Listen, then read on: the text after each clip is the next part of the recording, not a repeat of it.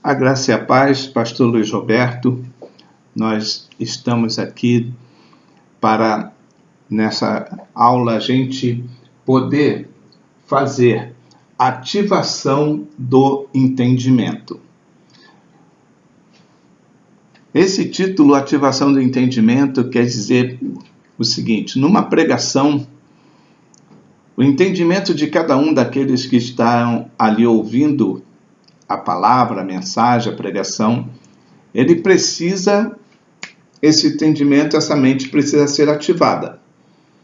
Então, existem 5 ferramentas que se faz necessárias para fazer essa ativação do entendimento. Então, nós temos aqui a primeira delas, que é a definição, a segunda, que é a narração, a terceira, que é a descrição, a quarta, que é exemplificação, e a quinta, que é a comparação. Então, nós vamos analisar uma por uma para podermos estar apresentando essas ferramentas dentro dessa ativação do entendimento através da palavra que vai ser pregada, através do sermão que vai ser pregado. Tá? Então, o pregador ele precisa ter essas ferramentas que é para poder ter melhor transmissão da sua palavra e melhor aceitação dos seus ouvintes. Então, a primeira, que é a definição, nós vamos ver que a definição é fazer a exposição da narrativa, né? Então, nós vamos fazer o quê? Definir e fazer a exposição da narrativa que está sendo apresentada, através de uma frase ou mesmo de uma palavra. E, geralmente, isso é feito para um auditório heterogêneo, como a igreja. Por quê? A igreja, nós temos vários tipos de pessoas, com vários tipos de formações, né? Alguns têm uma formação mais elevada, outro tem uma formação média, outro tem uma formação bem rasa, né? E talvez alguns até que não tenham formação nenhuma. Mas se faz necessário que o pregador ele atinja a todos de uma vez só através da sua mensagem. Então ele precisa atingir tanto aquele que é formado numa universidade como aquele que talvez tenha uma dificuldade de ler e escrever. Mas como essas ferramentas elas são próprias para que o pregador desenvolva bem o seu sermão, então nós vamos apresentar essas ferramentas para que cada um possa desenvolver melhor o sermão a ser apresentado. Então exige um cuidado especial, né? Não deve ser demasiadamente acadêmico, né? Dentro da sua transmissão, das suas palavras. Também não pode ser muito vulgar, muito inferior, né, às suas informações dentro da formação de cada um. Então a linguagem ela deve ser uma linguagem neutra, dentro do bom sentido, né?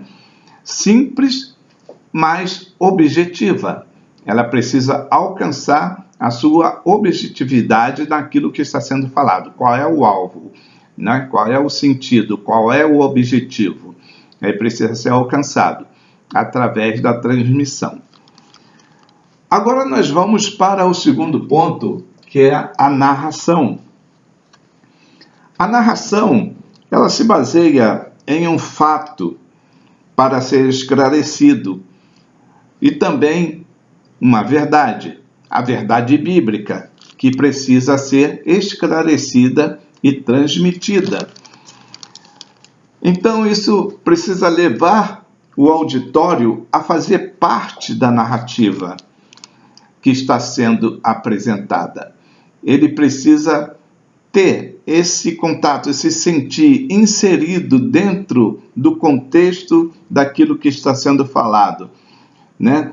Porque como se o ouvinte fizesse parte da mesma como ouvinte e também como personagem.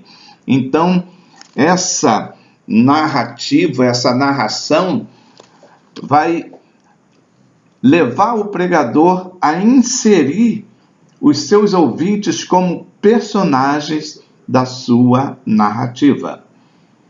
Agora nós vamos para o terceiro ponto, que é a descrição. Às vezes, a descrição pode confundir-se com a narração, mas ambas são palavras de significados bem distintos, que se diferem na apresentação dos fatos. A narração, ela se ocupa da apresentação de um fato no seu todo. A descrição, ela prende-se aos detalhes deste fato, observando tudo que ali está contido. Então, ela, no caso da descrição, que é descrever, que é, trazer o entendimento da pessoa para aquilo que ali está sendo falado, de uma maneira que ela possa entender o que realmente é aquilo, o que é que está acontecendo, o que é que se faz necessário, né? Então, é descrever, uma descrição, trazer à tona aquilo que talvez esteja embutido. Então, fazer ficar mais clara para que o ouvinte possa entender. Ok? A quarta, que é a exemplificação, é uma arte que todo pregador precisa ter.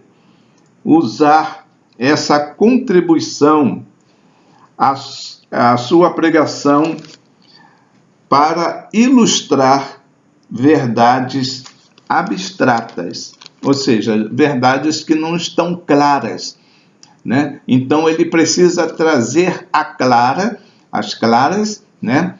Aquela verdade que está embutida.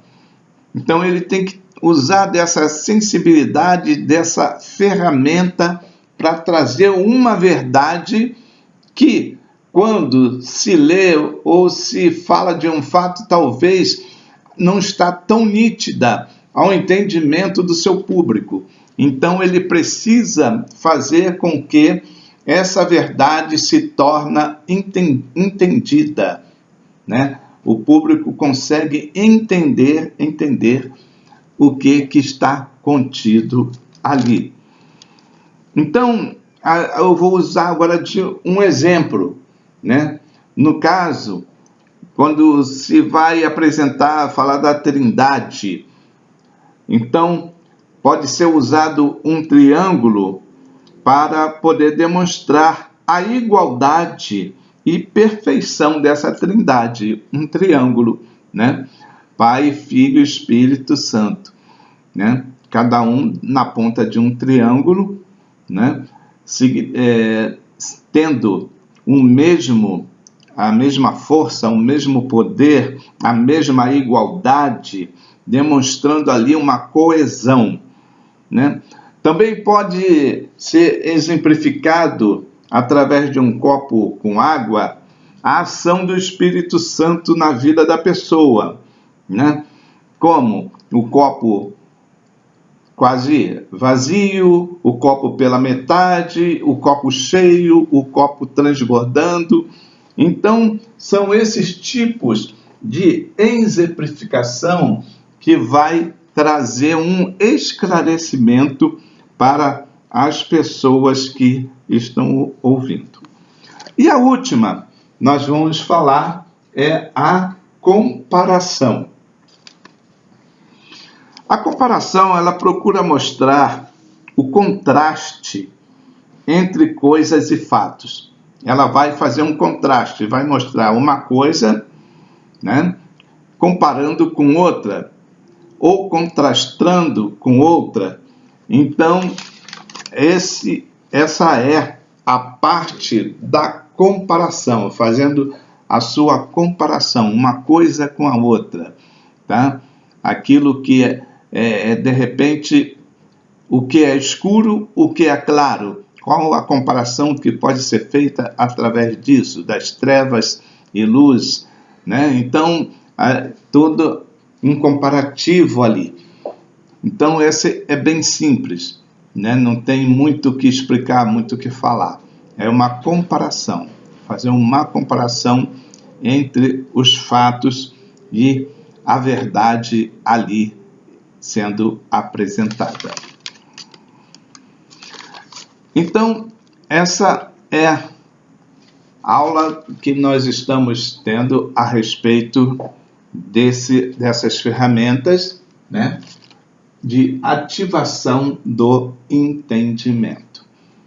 Então, nós paramos aqui, essa aula bem curta, mas bem objetiva e explicada para que vocês possam ter uma boa noção desses fatos, para vocês poderem montar o seu sermão, né?